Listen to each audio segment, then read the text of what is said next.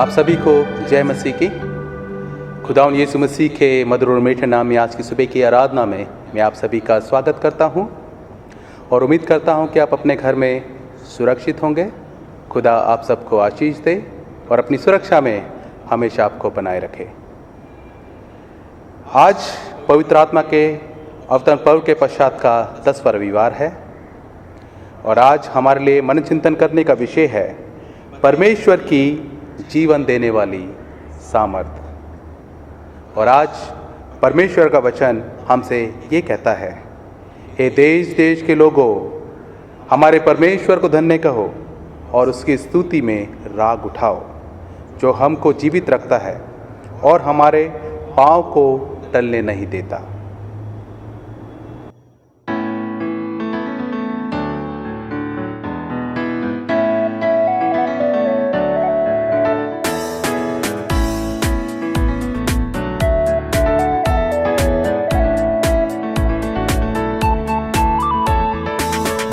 जय प्रभु यीशु की, जय जय प्रभु यीशु की, हमको बचाने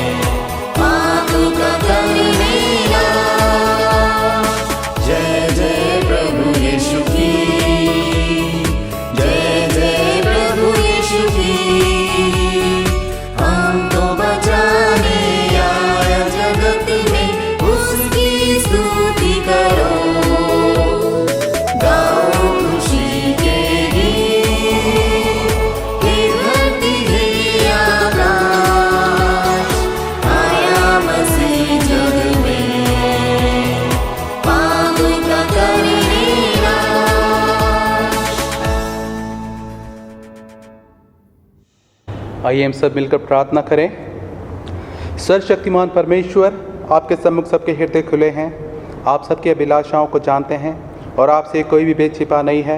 अपने पवित्र आत्मा की प्रेरणा से हमारे हृदय के विचारों को शुद्ध कीजिए, ताकि हम आपसे पूर्ण रूप से प्रेम करें और योग्य रीति से आपके पवित्र नाम की स्तुति करें, हमारे प्रभु यीशु मसीह के द्वारा। आमीन। स्वर्ग में परमेश्वर की महिमा और पृथ्वी पर उसके लोगों को शांति। हे प्रभु परमेश्वर, स्वर्गीय राजा, सर्वशक्तिमान पिता परमेश्वर, हम आपकी आराधना करते, आपको धन्यवाद देते और आपकी महिमा के कारण आपकी स्तुति करते हैं। हे प्रभु यीशु मसीह, परमेश्वर पिता के इकलौते पुत्र, हे प्रभु परमेश्वर, हे परमेश्वर के मेमने, आप जगत का पाप उठा ले जाते हैं, हम पर दया कीजिए। आप पिता की दाहिनी ओर विराजमान है, हमारी प्रार्थना स्वीकार कीजिए, क्योंकि केवल आप ही पवित्र हैं, आप ही प्रभु हैं, आप ही यीशु मसीह पवित्र आत्मा के साथ परमेश्वर पिता की महिमा में परम उच्च हैं। आमीन। आइए हम सभी मिलकर दया याचना की प्रार्थना में शामिल हों। प्रभु हम पर दया कीजिए, प्रभु हम पर दया कीजिए, ख्रीस्त हम पर दया कीजिए, ख्रीस्त हम पर दया कीजिए, प्रभु हम पर दया कीजिए, प्रभु हम पर दया कीजिए। आज की विशेष प्रार्थना। हे सर्वशक्तिमान और दयालु परमेश्वर, आपके धन्य पुत्र प्रभु यीशु ने हमारे दुख भोगे और हमारे कष्ट में संभागी हुए। हे प्रभु परमेश्वर, अपने लोगों को संवेदना और प्रेम का वरदान दीजिए, जिससे वे आपके पुत्र की स्वस्थ करने की सेवा का कार्य आगे बढ़ाते रहें और इस प्रकार आपकी पीड़ित संतान में नई आशा उत्पन्न कर सके। हमारे प्रभु यीशु मसीह के द्वारा, जो आपके पवित्र आत्मा के साथ एक परमेश्वर है, अब और सदा सर्वदा जीवित और राज्य करते हैं। आमीन। आज का उत्तरवादी पाठ लिया गया है भजन संहिता 43। आप कृपया उत्तर करें। प्रभु मेरे जीवन की शक्ति है। हे परमेश्वर, मेरा न्याय चुका और विधर्मी जाति से मेरा मुकदमा लड़। मुझको छली और कुटिल पुरुष से बचा, क्योंकि हे परमेश्वर, तू ही मेरी शरण है। तूने क्यों मुझे त्याग दिया है? मेरे शत्रु के अंधेरे के मारे शोक का पहरावा पहने हुए क्यों फिरता रहूं?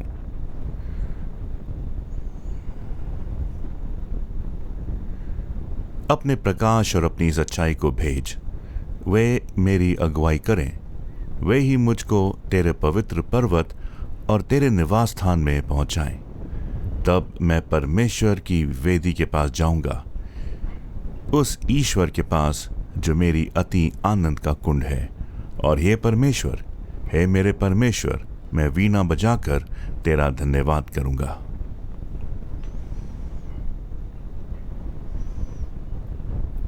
हे मेरे प्राण, तू क्यों गिर जाता है? तू अंदर ही अंदर क्यों व्याकुल है? परमेश्वर पर भरोसा रख, क्योंकि वह मेरे मुख की चमक और मेरा परमेश्वर है। मैं फिर उसका धन्यवाद करूंगा।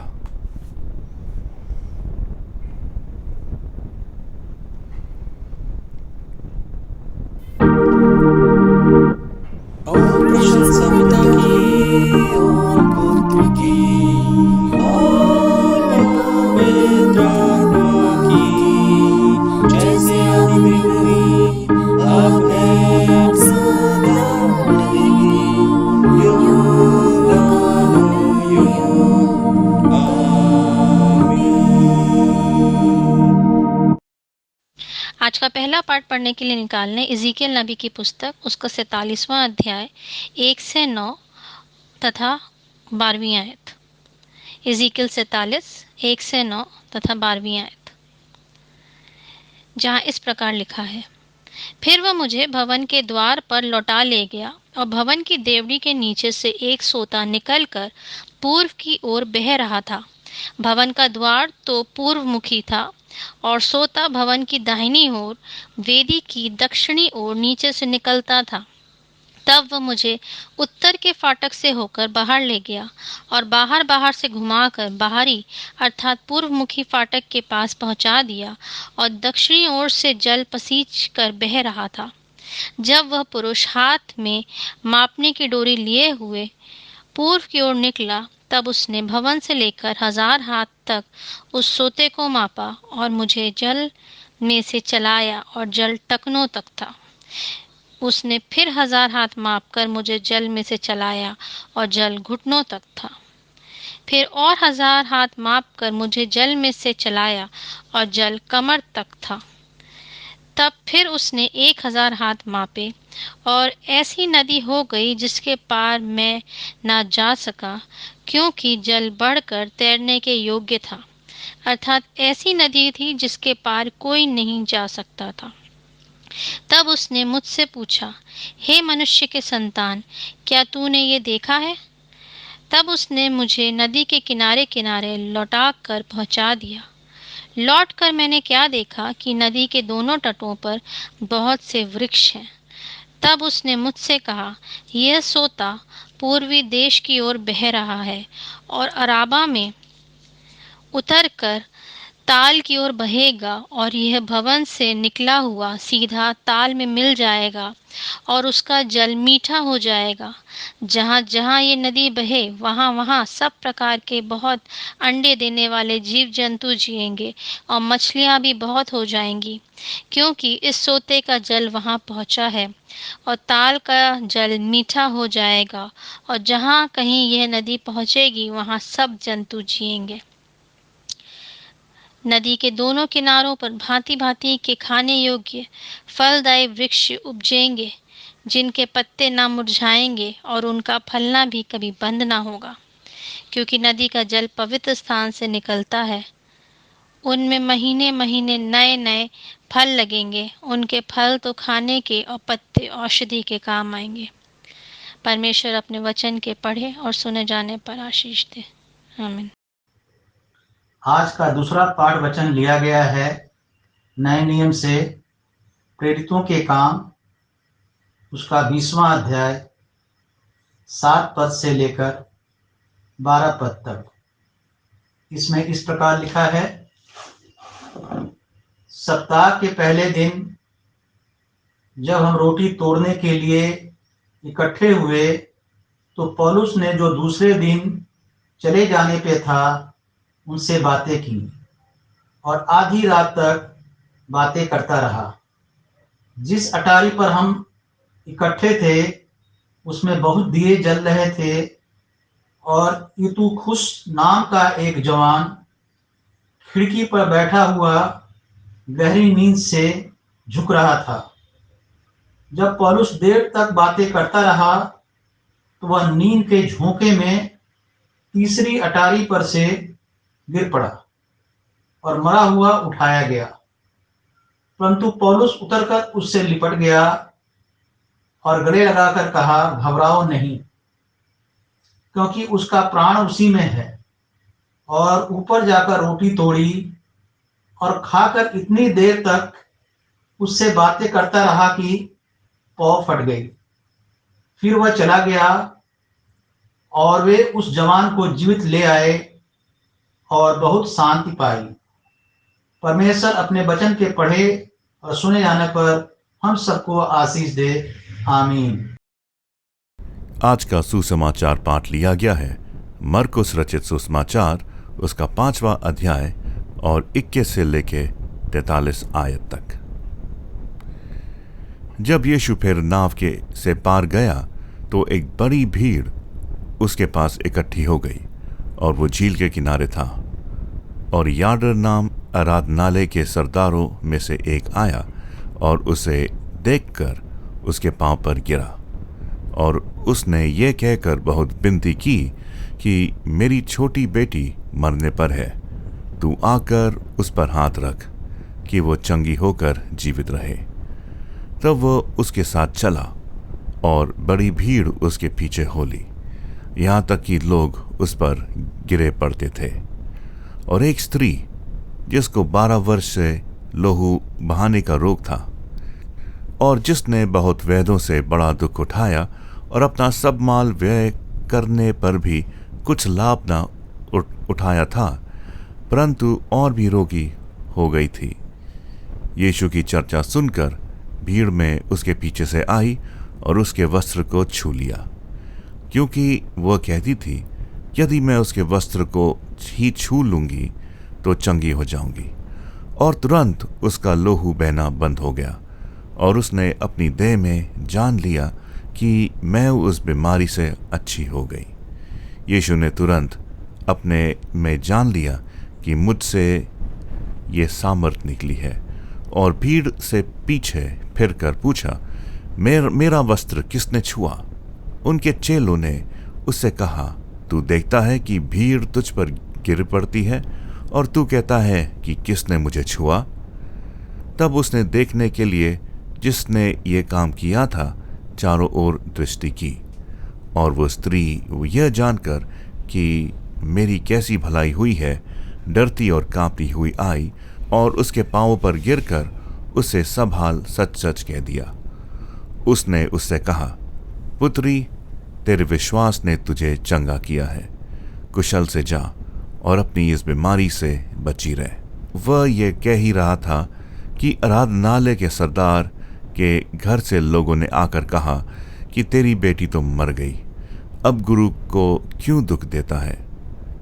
जो बात वे कह रहे थे उसको यीशु ने अनसुनी करके आराधनालय के सरदार से कहा, मत डर, केवल विश्वास रख। और उसने पतरस और याकूब के भाई यूहन्ना को छोड़ और किसी को अपने साथ आने ना दिया, और आराधनालय के सरदार के घर में पहुंचकर उसके लोगों को बहुत रोते और चिल्लाते देखा। तब उसने भीतर जाके उससे कहा, तुम क्यों हल्ला मचाते और रोते हो? लड़की मरी नहीं परंतु सो रही है।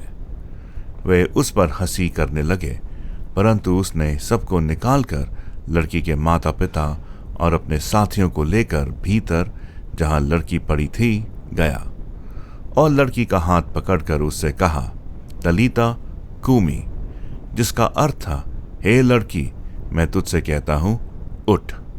और लड़की तुरंत उठकर चलने फिरने लगी, क्योंकि वो 12 वर्ष की थी, और इस पर लोग बहुत चकित हो गए।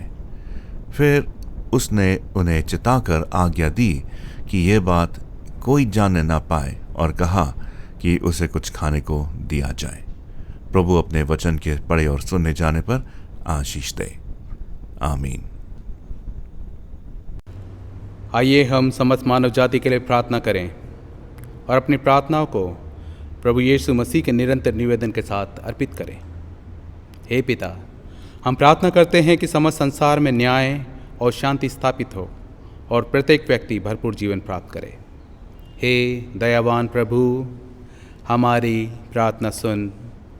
उन सब लोगों के लिए जो इस नगर में रहते हैं, उन सब बातों को दूर करने के लिए जिनसे आपसी फूट और झगड़े होते हैं, और हमारे देश में सच्ची एकता की बढ़ती के लिए। हे दयावान प्रभु, हमारी प्रार्थना सुन। उन सब लोगों के लिए जो कृषि, उद्योग अथवा व्यापार में लगे हुए हैं, सब मजदूरों और कारीगरों के लिए, उन सब के लिए जो हमारे देश की रक्षा करते हैं। हे दयावान प्रभु, हमारी प्रार्थना सुन। अध्यापकों और छात्रों, वैज्ञानिकों, लेखकों और कलाकारों, और उन सब व्यक्तियों के लिए जो अन्य लोगों के विचारों और भावनाओं को प्रभावित करते हैं।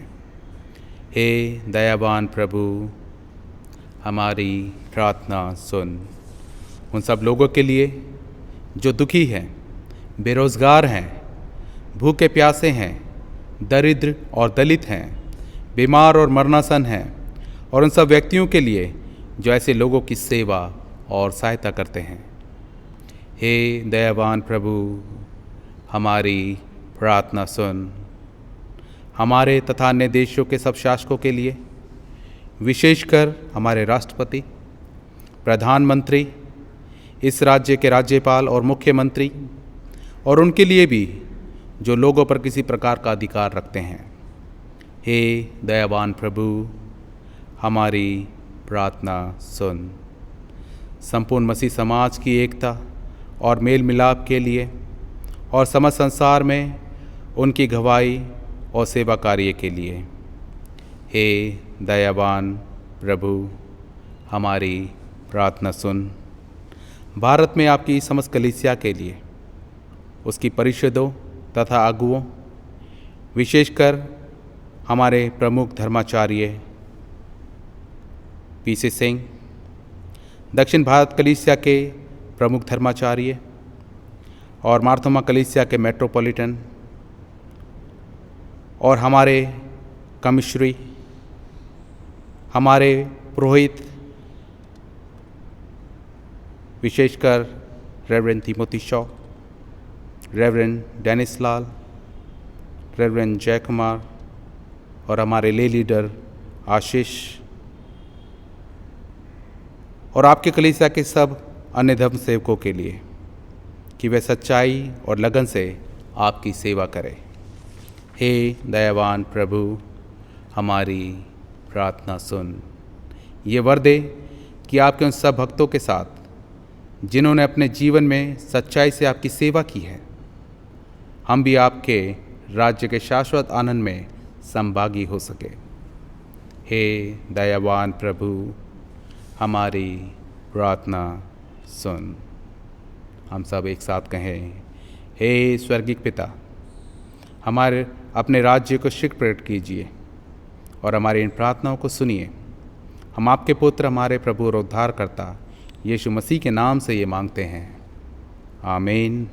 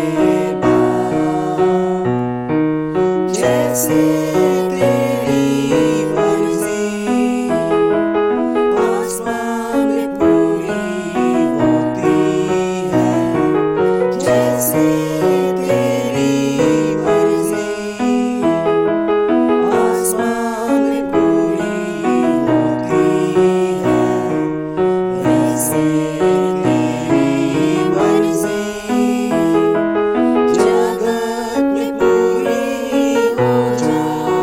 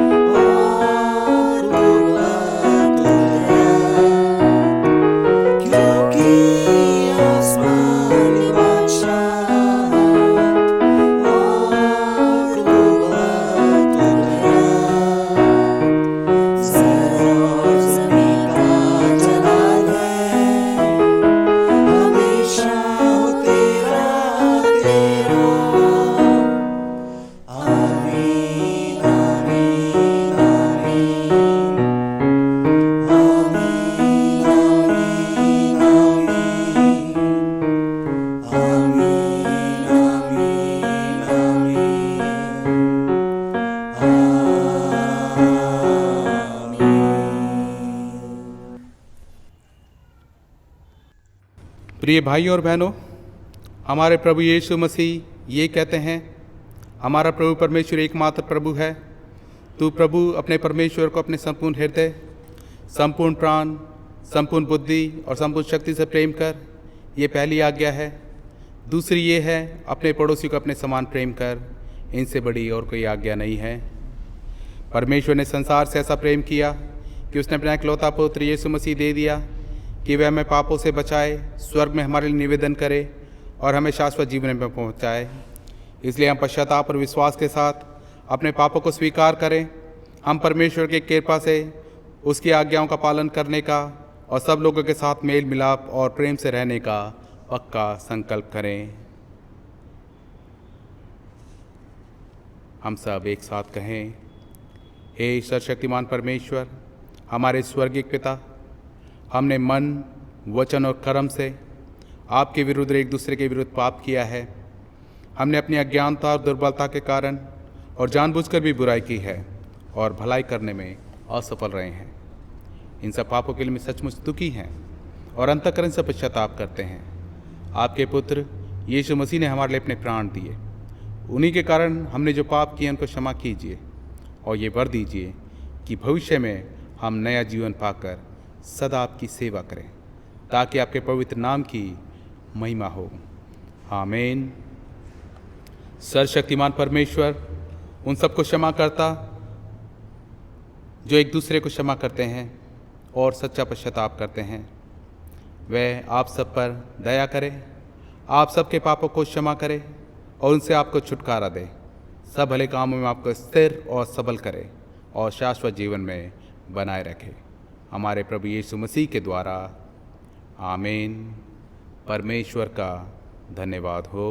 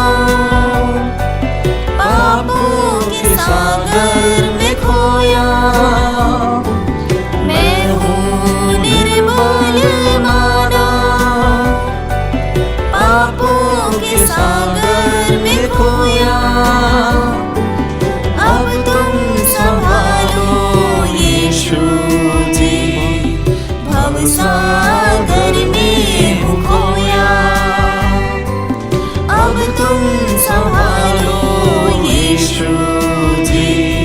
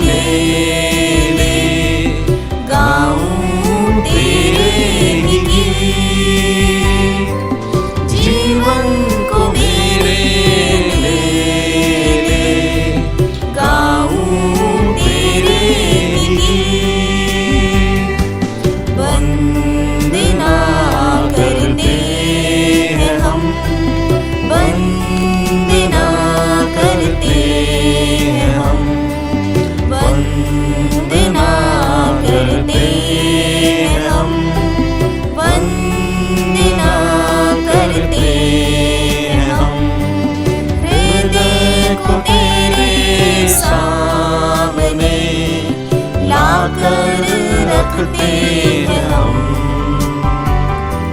वंदना करते हैं हम, वंदना करते हैं हम।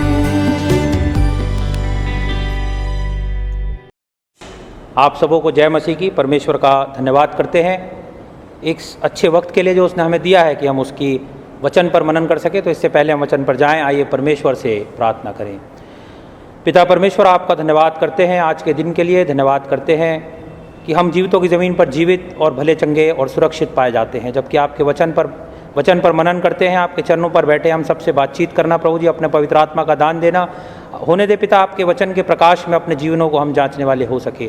हम सबके साथ हो अपने वचन के द्वारा प्रभु जी, हम में से प्रत्येक से बातचीत करें। आपके प्यारे बेटे प्रभु यीशु मसीह के नाम से मांगते हैं, आमीन। आज पवित्र आत्मा के अवतरण पर्व के पश्चात 10वां रविवार है और आज का जो हमारा आराधना का प्रस्तावित विषय है वो है परमेश्वर की जीवन देने वाली सामर्थ्य।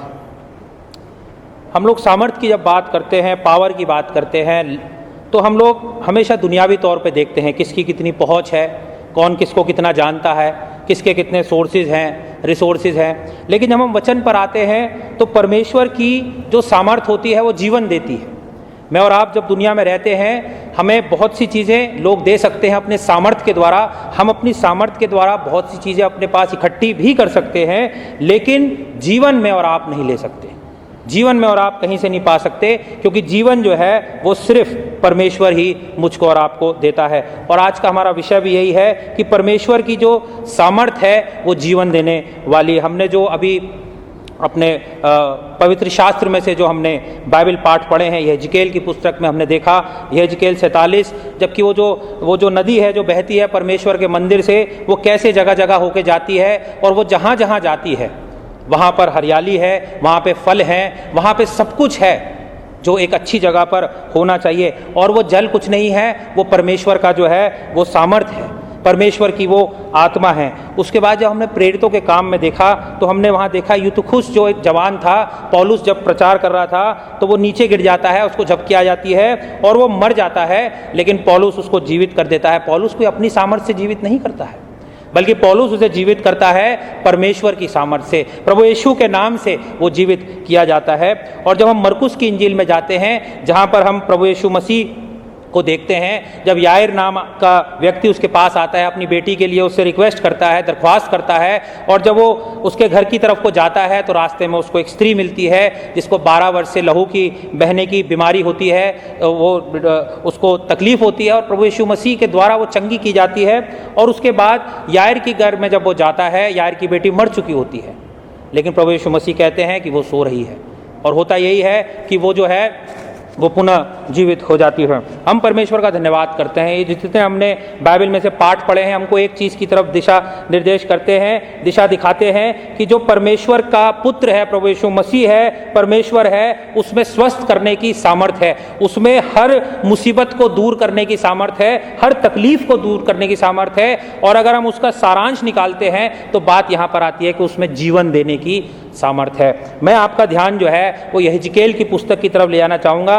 जब मैं इस विषय पर अध्ययन कर रहा था, मनन कर रहा था, तो मेरा ध्यान जो है वो यहेजकेल की पुस्तक पे गया, जिसका 37वां अध्याय हम पढ़ते हैं। बड़ा ही फेमस ये पैसेज है, जिसका पहले से 14वां अगर आप पद को पढ़ते हैं तो वहाँ पाते हैं यहेजकेल को परमेश्वर यहोवा जो है वो एक तराई में ले जाता है, एक वादी में ले जाता है जहाँ पर हड्डियाँ होती हैं, जहाँ पर सूखी हड्डियाँ होती हैं। तो आइए देखते हैं एक ऐसी कलीसिया को, एक ऐसी जगह को, ऐसे लोगों को जहाँ पर हड्डियाँ हैं। और 37 का यहेजकेल 37 का पहली आयत कहती है, यहोवा की शक्ति मुझ पर हुई और वो मुझ पे अपना आत्मा संवाह कर बाहर ले गया और मुझे तराई के बीच खड़ा कर दिया। वह तराई हड्डियों से भरी हुई थी, बेजान थी वो जो जिसके बारे में अभी बात हो रही है, वो बेजान चीज़ें थी। जो यहूदी थे वो बंधुआई में थे, और कभी असीरिया के लोग थे, उन्होंने उनको बंधुआई में डाला हुआ था, और कभी बेबीलोन के लोग थे, कभी उनके उसमें बंधुआई में थे, और वो अपनी तरह एक तरह से मर चुके थे। जीवित तो रहते थे बट मर चुके थे। और जो ये जो सूखी हड्डियां थी, ये इस चीज़ को दर्शाती थी कि कैसे वो हार गए थे। जिंदगी का उनके अंदर कोई चिन्ह नजर नहीं आता था, नो साइन ऑफ लाइफ, और ना उनके पास कोई सांस थी, ना उनके पास कोई आशा थी। मैं और आप भी अपने जीवन में कई बार ऐसी ही चीज़ों को अपनी जीवनों में महसूस करते हैं, चाहे वो आत्मिक हो, चाहे वो हमारा जो है वो इमोशनल हो जाता है, जज्बाती हो जाते हैं, चाहे हमारी परिस्थितियां कैसी हो, चाहे हमारा मानसिक संतुलन कैसा भी हो, हम कई बार अपने अंदर को मृतक महसूस करते हैं। हमारी जो आशा है वो खत्म हो जाती है। बार बार मैं और आप अपने जीवनों में चोट खाते हैं, निराश होते जाते हैं, और इन जैसे हड्डियां इन तराइयों में थी वैसे मेरा और आपका जीवन हो जाता है। परमेश्वर कई बार मेरे और आपके जीवन में ट्रायल्स लेके आता है, परीक्षाएं आती हैं मेरे जीवन में, लेकिन कई बार मैं और आप डगमगा जाते हैं, उस पर से विश्वास खो जाते हैं। जब मैं और आप वादियों में होते हैं, इस तरफ पहाड़ नजर आते हैं, इस तरफ भी पहाड़ नजर आते हैं, मतलब होता है चारों तरफ मुसीबतें ही मुसीबत नजर आती है, और अपने जीवन को मैं और आप बहुत ही ज्यादा नीचे स्तर का पाते हैं। कई घरों में बच्चे सुनते नहीं है, बच्चे परेशान कर रहे हैं, जवान परेशान करते हैं। कई घरों में फाइनेंसिस या धन की कमी हो रही है। कई जगहों पर मैरिज जो है, शादी का बहुत बुरा हाल है। कई जगहों पर कई बार गिरजा भी आते हैं, तब भी डिसअपॉइंटमेंट जो है वो मेरे और आपके हाथ में लगती है। मैं और आप इन्हीं चीज़ों में जो है दबे रह जाते हैं। जो यहूदी लोग थे वो बंधुआई में थे। बेबीलोन नबूकदनेस्सर जो था उसने यरूशलेम को तबाह कर दिया था, और उसने जबरदस्ती लोगों को बेबीलोन में रख रखा था, और वो अपने घर से दूर थे, हार चुके थे, सूख चुके थे। बिल्कुल नेशन जो था, जो राष्ट्र था, बिल्कुल मर चुका था। ड्राई मतलब सूखा, मतलब डिस्करेजिंग, निराशा। कहते हैं शैतान का सबसे अच्छा जो इस्तेमाल है हथियार करने वाला, वो निराशा है। मैंने आपको ये कहानी पहले भी सुनाई थी कि शैतान ने एक बार अपने सारे हथियारों की सेल लगाई, और सबसे ज़्यादा जो उसका इस्तेमाल किया हुआ जो हथियार था, सबसे पुराना घिसा हुआ था, उसी की कीमत उसने सबसे ज़्यादा लगा रखी थी, और वो थी निराशा। और किसी ने उससे पूछा कि भाई ये ऐसा क्यों है कि ये तो घिसा हुआ है? उसने कहा सबसे ज़्यादा तो मैं इसी का इस्तेमाल करता हूँ लोगों के ऊपर, उनको निराश कर देता हूँ। जब एक कलीसिया या एक व्यक्ति निराश हो जाता है, वो प्रार्थना करना छोड़ देता है, वो देना छोड़ देता है, वो चर्च अटेंड करना छोड़ देता है, वो आराधना करनी छोड़ देता है, वो प्रभु यीशु मसीह की तरफ देखना छोड़ देता है, उसकी जिंदगी जो है वो इन हड्डियों की तरह बन जाती है, जिसका वर्णन यहेजकेल की पुस्तक उसके 37वें अध्याय में, लाइफ गेट्स लाइफलेस, जीवन जो है उसमें से जीवन ही निकल जाता है। और जब कलीसिया ऐसी तरफ बढ़ती है तो मेरे और आपके लिए ये बड़ा दुख का कारण हो जाता है। हमने सबने अपने जीवनों में कब्रिस्तान देखे हैं। कब्रिस्तान जो है बड़ा अच्छा गिरजा बन सकता है, इसलिए अच्छा गिरजा बन सकता है क्योंकि वहां सब कुछ व्यवस्थित होता है, संगठित होता है, बिल्कुल अटेंडेंस भी आपको पूरी मिलेगी, कोई वहां पे बदलाव नहीं होएगा, कोई वहां पे चुगली नहीं करेगा, कोई वहां पे शिकायतें नहीं करेगा। लेकिन वहां पे कब्रिस्तान में कलीसिया इसलिए नहीं बन सकती क्योंकि वहां सबसे बड़ी समस्या यह है कि वहां जिंदगी नहीं होती है, वहां जिंदगी नहीं होती है। यहेजकेल की पुस्तक उसका 37वां अध्याय, यहेजकेल कहता है उसके दूसरे अध्याय में, तब उसने मुझे उनके चारों ओर घुमाया और तराई की तह पर बहुत सी हड्डियां थी और वे सूखी थी। तब उसने मुझसे पूछा, हे मनुष्य के संतान, क्या ये हड्डियां जी सकती हैं? क्या ये हड्डियां जी सकती हैं? सूखी हड्डियां जिनकी हम बात करते हैं, वो वैसी हड्डियां नहीं जिस पर अभी भी हल्का हल्का गीलापन है या मांस लगा हुआ है, वो बिल्कुल सूख गई है, बहुत सूखी है। मैं और आप उम्मीद कर सकते हैं कि हाँ भाई कोई बीमार है वो चंगा हो जाएगा, या कोई मृतक वापस आ जाएगा जैसे लाजरस वापस आया था, लेकिन यहां तो हड्डियां ही सूख गई हैं, यहां तो उम्मीद ही नहीं है।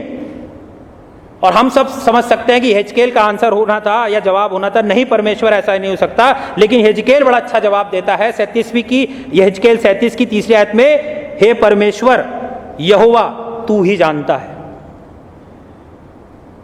सवाल यहां पर आता है, जब मैं और आप बिल्कुल सूख जाते हैं, कलीसिया सूखने लगती है, तो क्या मैं और आप उस जीवन को वापस पा सकते हैं? ये मुझे और आपको अपने आप से सवाल पूछना है। और उसका तरीका क्या है? 37:4 में बड़ी अच्छी बात लिखी है कि तब उसने मुझसे कहा, इन हड्डियों से भविष्यवाणी करके कहे, हे सूखी हड्डियों यहोवा का वचन सुनो।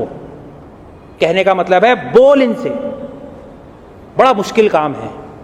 यदि मुझसे और आपसे बोला जाए, किसी आदमी से बोल, किसी औरत से बोल, बच्चे से बोल, उससे बोल, इससे बोल, मैं और आप बोल सकते हैं, लेकिन यहां परमेश्वर यहेजकेल से कह रहा है, इन सूखी हड्डियों से भी नहीं, सूखी हड्डियों से बात कर, सूखी हड्डियों से बात कर। बहुत जटिल कलीसिया है, इनसे बात कर।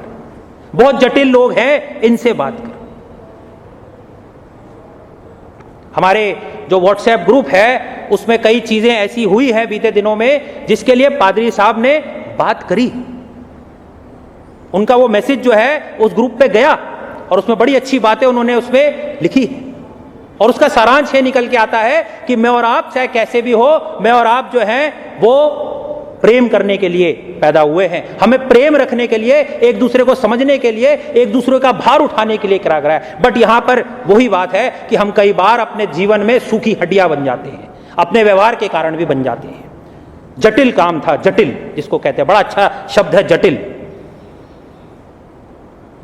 उनको कहीं इधर उधर से वो संदेश नहीं मिलने वाला था, उनको वो शब्द जो था वो परमेश्वर से मिलने वाला था। उनको किसी बहुत अर्थशास्त्री से वचन नहीं मिलने वाला था। एडम स्मिथ हो गया, कार्ल मार्क्स हो गया, अमर्त्य सेन हो गया, इनसे नहीं, परमेश्वर से मिलने वाला था। हिटलर से, नेपोलियन से, सिकंदर से, अकबर से, किसी से नहीं मिलने वाला था। उनको परमेश्वर से वो वचन मिलने वाला था। और यहेजकेल को बनाया गया कि तू इनसे भविष्यवाणी करेगा, अपना नहीं, तुझे परमेश्वर की भविष्यवाणी उनको सुनानी है। क्या कोई प्राणहीन या बेजान मृत वस्तुओं से बात कर सकता है? जी हां, कर सकता है। मेरा और आपका परमेश्वर उनसे बात कर सकता है। ये वो परमेश्वर है, जब इसने हवा और आंधी को डांटा, पानी को डांटा तो शांति हो गई। जब उसने, यही वो परमेश्वर है जिसने बोला लाल समुद्र दो भाग हो जा, वो दो भाग हो गया। यही वो परमेश्वर है जिसने चट्टान को बोला पानी निकाल, उसके लोगों के लिए पानी निकल आया। वो बोलता है और वो होता है। और यही चीज इन हड्डियों के साथ होती है। जब उन्होंने सुना तो वो बोली, वो अपने अस्तित्व में वापस आने लगी। जो परमेश्वर का वचन है वो जीवन का वचन है। जो परमेश्वर का वचन है वो जीवित वचन है। हम लोग इंग्लिश में गाना गाते हैं, sing them over again to me wonderful words of life. वो शब्द मैं गाऊं जिससे जीवन मिलता है, जिससे अच्छा जीवन मिलता है। मैं और आप किसी भी तरह की परिस्थितियां या परेशानियां क्यों ना फेस कर रहे हो, क्यों ना उनका सामना कर रहा हो, परमेश्वर मुझसे और आपसे कहना चाहता है कि जब ये हड्डियां, सूखी हड्डियां जी सकती हैं, जो परमेश्वर का वचन सुन सकती है, तो मेरे और आपके जीवन में भी बहुत कुछ हो सकता है। लेकिन सिर्फ परमेश्वर का वचन काफी नहीं है, बहुत सी और चीजें चाहिए है। इसमें और चीज आई है 37 के 7 और 8 में बड़ी अच्छी बात कहता है, इस आज्ञा के अनुसार मैं भविष्यवाणी करने लगा और मैं भविष्यवाणी कर कह जाता कि एक आहट हुई और भूंडोल हुआ और वे हड्डियां इकट्ठी होकर हड्डी से हड्डी जुड़ गई। मैं देखता रहा कि उनमें नसें उत्पन्न हुई, मांस चढ़ा और वे ऊपर चमड़े से ढप गई, परंतु उसमें सांस कुछ न थी। हमारा जो विषय है वो है परमेश्वर की जीवन देने वाली समर्थ। देखिए, जब परमेश्वर का वचन बोला गया, हड्डियां जुड़ने लगी, भूंडोल हुआ, नसें आ गई, सब कुछ जुड़ गया, सब कुछ तो आ गया, बट सांस नहीं थी। आवाजें होने लगी, भूंडोल होने लगे, एक स्केलेटन बन गया, एक ढांचा बन गया, ढांचा जो हमको सब कुछ देता है। हमारा शेप जो है बॉडी का, हमारा जो आकार है वो शेप देता है। अगर हम उसको कलीसिया में लेकर आते हैं, हमारे में से कुछ लोग जो हैं वो रीढ़ की हड्डी होते हैं हमारी कलीसिया में, जो मिनिस्ट्री इसको, सेवाओं को सपोर्ट करते हैं। कुछ पैर की हड्डियां होती हैं जो बहुत भारी भरकम काम भी कर सकते हैं, आगे बढ़ते हैं। कुछ लोग जो होते हैं वो हाथ की तरह होते हैं जो छूते हैं और लोगों के जीवन में बदलाव आते हैं। कुछ इस जबड़े की तरह होते हैं जो बोल सकते हैं और लोगों के जीवन में बदलाव आते हैं। कुछ ये घुटनों की तरह होते हैं जो झुकते हैं रातों रात और लोगों के लिए प्रार्थना करते हैं और चमत्कार हो जाते हैं। ये कान को देखिए, इसमें 3 हड्डियां होती हैं, लेकिन ये वो हैं जो किसी का दुख और दर्द सुनते हैं। मेरे और आपका, हर एक का इस कलीसिया में, जैसे हमारा व्यक्तिगत जीवन है वैसे इस कलीसिया में एक हिस्सा है। मुझे और आपको उस हिस्से को पूरा करना है, उस कार्य को पूरा करना है। एक बड़े अच्छे शख्स से पूछा गया, भाई आप कौन सा चर्च अटेंड करते हो? उसने इस चीज को बोला, मैं चर्च अटेंड नहीं करता हूं, मैं इस चर्च को बिलोंग करता हूं, मैं इस चर्च का हूं। और फिर उन्होंने बोला, मैं और आपसे जब पूछा जाता है तो हम ये ना बोले कि मैं फ्री चर्च अटेंड करता हूं, ये बोलिए कि मैं फ्री चर्च को बिलोंग करता हूं।